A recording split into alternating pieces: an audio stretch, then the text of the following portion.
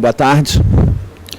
Vamos dar início ao seminário inaugural do Centro FGV Crescimento. Queria falar duas ou três palavras, agradecer a presença do presidente da Fundação, Carlos Ivan, o apoio da Fundação desde o começo ao Centro, que foi um apoio decidido e entusiasmado. Agradecer também a presença do diretor da Escola de Pós-Graduação em Economia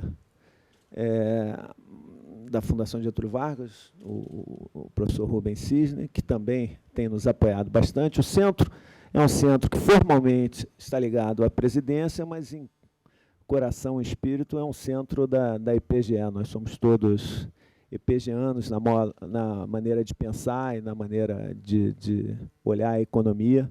Então, o apoio do Rubens também tem sido muito importante.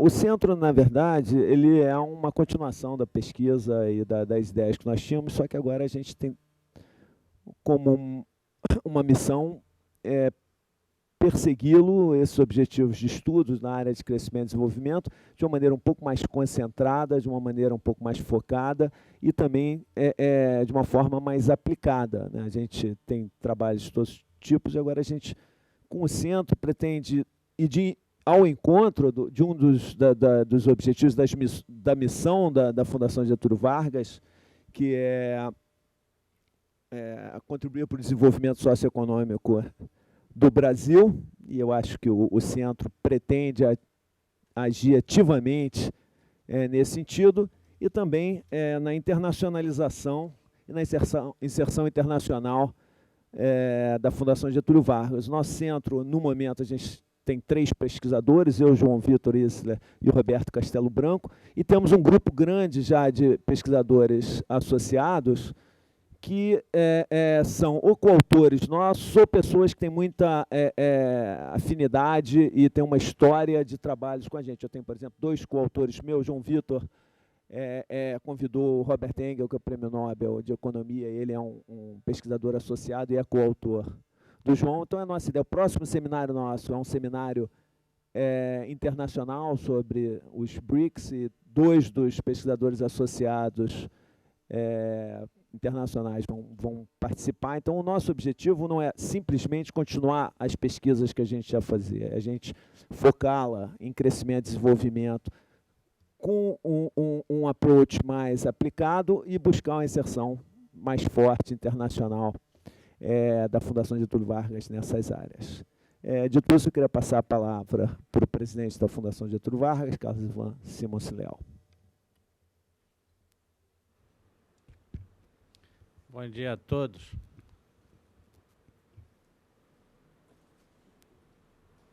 Eu já há algum tempo estou pensando o que deveria de falar aqui hoje. Eu vou dizer por quê. Porque, na posição de presidente da Fundação, o que se espera do presidente é que ele seja um eficaz amanuense dessa instituição. E eu compreendo perfeitamente que a tomada de posição sobre qualquer tema por parte do presidente acaba soando como se fosse uma posição da instituição. E muitas vezes pode o presidente acabar externalizando uma opinião que é só sua e que não é necessariamente do todo da instituição. Então, eu sempre tomo muito cuidado com o que eu falo nessas situações. Porém, como o Pedro disse, este seminário é um seminário de um centro que é ligado à presidência, um centro criado por professores da IPGE e sob a égide da IPGE, da qual eu fui sucessivamente aluno, professor e diretor, antes de ser vice-presidente e depois presidente da Fundação. A tentação para falar alguma coisa é muito grande. Eu vou me restringir a razão de criação do centro.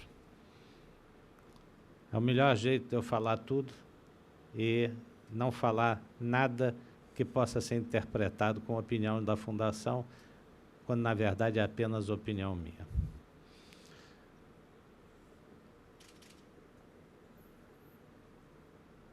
O princípio básico é o seguinte: pensar dói. E no Brasil, pensar dói ainda mais. O que eu quero dizer com isso? O que eu quero dizer com isso é que nós, muitas vezes, encaramos problemas de desenvolvimento nacional, de evolução da nossa sociedade, de forma absolutamente despreparada. Isso eu não estou criticando este ou aquele governo, esta ou aquela época. É uma característica nossa nós gostarmos da improvisação. De fato, a história da Fundação Getúlio Vargas é um pouco lutar contra esse excesso de improvisação, contra esse sentimento quase que inspirado no filme da Guerra nas Estrelas, de que deixa a força guiar vocês. Não existe isso. Da esquerda, da União Soviética até os Estados Unidos, no auge do liberalismo, você pensar sobre seus problemas, planejar as soluções, testá-las, seja no papel, seja em pequenos experimentos, antes de experimentá-las, sempre foi, ao que tudo indica, o segredo de ser bem-sucedido sistematicamente. O sucesso ocasional, aquele que é atribuído à sorte, ele tende a ser raro em processos complexos. Infelizmente, nós gostamos de apostar nessa raridade. O objetivo desse centro é estudar uma míriade de problemas ligados a crescimento e desenvolvimento. Como eu fui professor e diretor da EPGE, eu tenho plena confiança que na EPGE o pessoal não acha que pensar dói. Então, fico muito contente de ver esse seminário sobre centros de crescimento, o Centro de Crescimento e de Desenvolvimento, no qual nós começamos a abordar inúmeras questões. As questões são múltiplas. Podemos citar desde temas de educação, temas de infraestrutura, temas da essência do nosso planejamento, processo orçamentário. O processo orçamentário brasileiro é uma desgraça, tá certo? A falta de previsibilidade que lhe induz é tremenda, e assim por diante. Falta mais conhecimento, mais pensamento, mais, digamos assim, exercitar, não num exercício estéril, mas num exercício muito focado para obter resultados.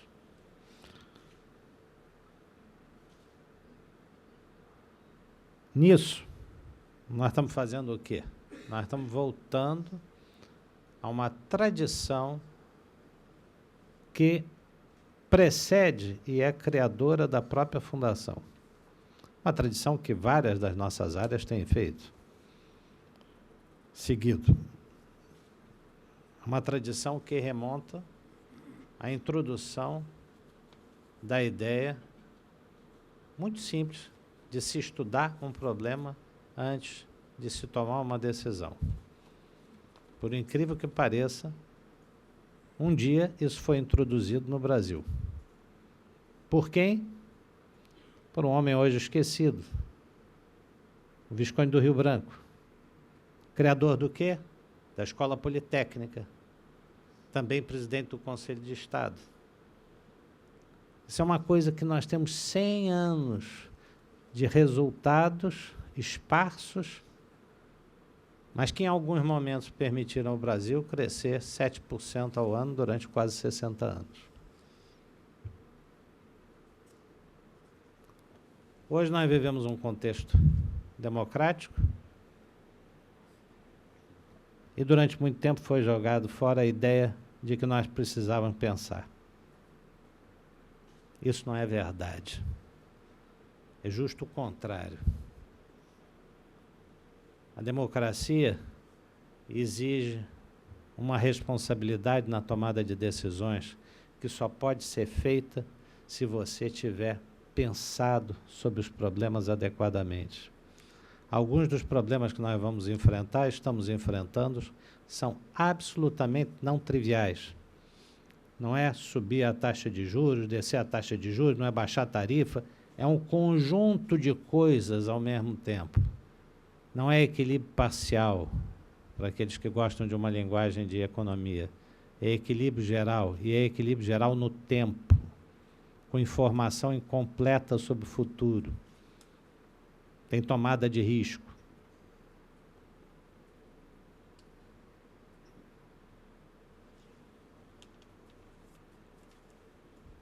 Como eu disse, eu não prometi a mim mesmo que não iria entrar em nenhum problema a não ser nesse. E essa é a justificativa da criação do centro, a missão da qual o Pedro e o João Vitor foram encarregados.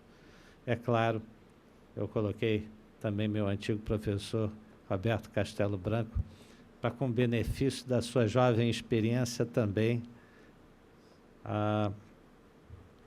gerar uma externalidade que todos aceitaram muito bem, de experiência, porque na vida só quem descasca abacaxi, só quem já passou pelos rigores da administração pública, pela realidade da administração pública, é que vai entender que às vezes o buraco é muito, muito mais embaixo. A distância entre o modelo teórico, tomada de decisões e a concretização disso é quase como se eu fosse da Terra à Lua.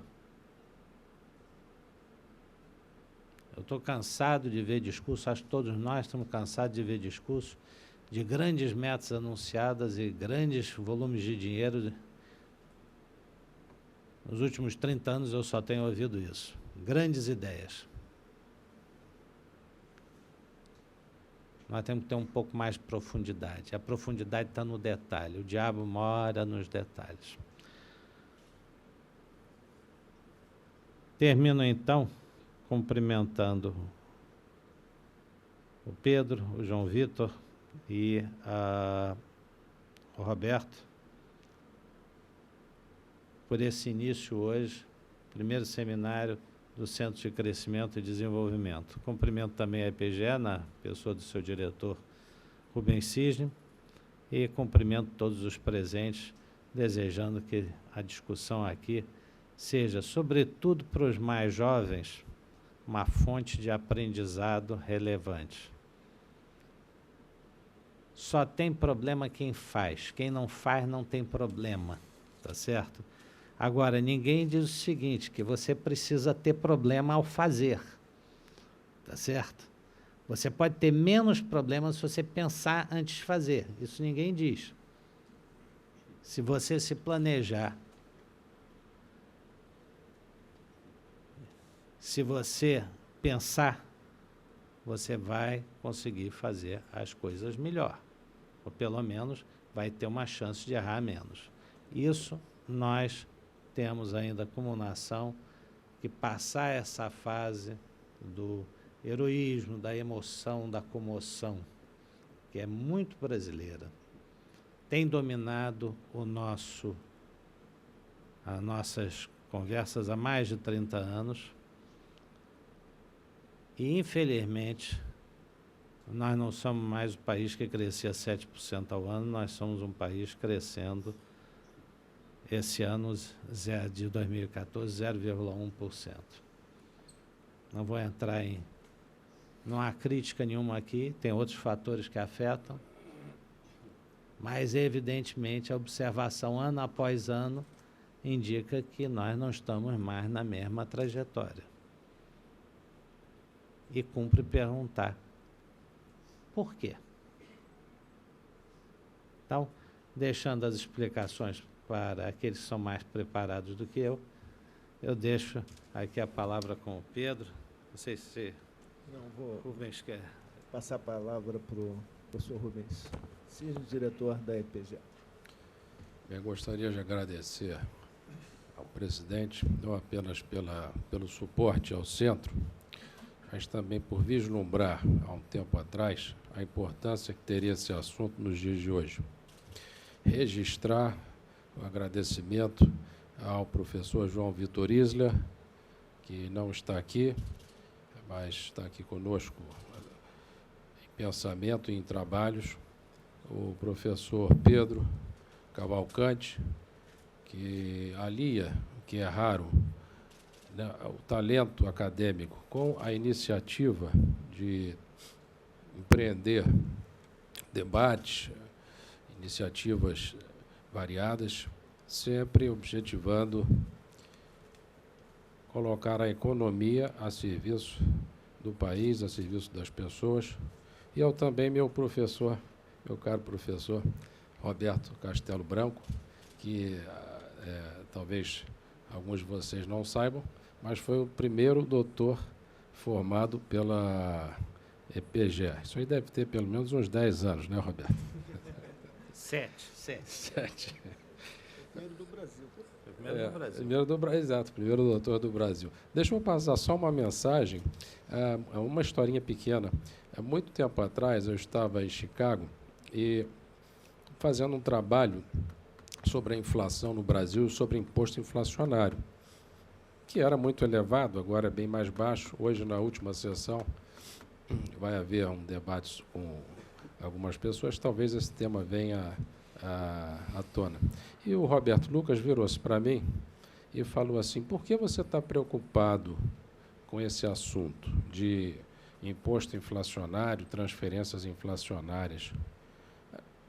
E aquela pergunta ficou na minha cabeça durante um bom tempo, porque ele, como todos aqui devem saber, escreveu uma vez dizendo o seguinte, quando você começa a pensar em crescimento, é difícil você pensar em outra coisa. E na minha cabeça, imposto inflacionário, transferências inflacionárias, evidentemente que, piorando um pouco a distribuição de renda, poderiam gerar um ambiente complicado para haver coalizões que propiciassem o crescimento. Mas a mensagem que eu quero transferir com essa pequena historinha é que, algum tempo depois, eu finalmente vim a descobrir qual era a provocação dele. E era uma provocação muito importante, no seguinte sentido. Eu devia estar preocupado, como economista, com o estudo da eficiência, que a gente gosta de chamar de pareto-otimalidade, pelo seguinte motivo. Se, por exemplo, com inflação ou com globalização, com redução da inflação ou globalização, se a eficiência do sistema, por exemplo, a abertura do comércio, é majorada e todos podem ganhar, quer dizer, se o bolo cresce, sempre existirá uma certa redistribuição para que todos fiquem melhores do que antes. Então, o que os economistas deveriam estar estudando não eram questões distributivas, em primeiro lugar, mas questões de crescimento, que tem a ver com o que nós vamos observar aqui hoje. O único motivo pelo qual existem tantos estudos hoje sobre, por exemplo, globalização, distribuição de renda, uma série de coisas assim, e não globalização e aumento da eficiência distributiva, e aí é que vem o meu recado, é que existe muita dificuldade em se fazer essa distribuição posterior, esse contrato social, unindo partes que vão ganhar mais com partes que podem perder um pouquinho, para que todos ganhem, é um contrato social historicamente difícil e particularmente difícil no Brasil. Então, uma única mensagem que eu gostaria de deixar nessa abertura é que nós temos que pensar dessa forma, como propiciar coalizões de tal forma que aqueles que acham que podem perder um pouquinho que seja, não coloquem obstáculos para que todos ganhem ao mesmo tempo, fazendo escolhas políticas que sejam adequadas a esta política de crescimento. Então, eu volto a palavra para o professor Pedro, agradecendo pela iniciativa e agradecendo por ter essa iniciativa junto à IPGE. Ok, obrigado, Carlos Ivan, obrigado, Rubens.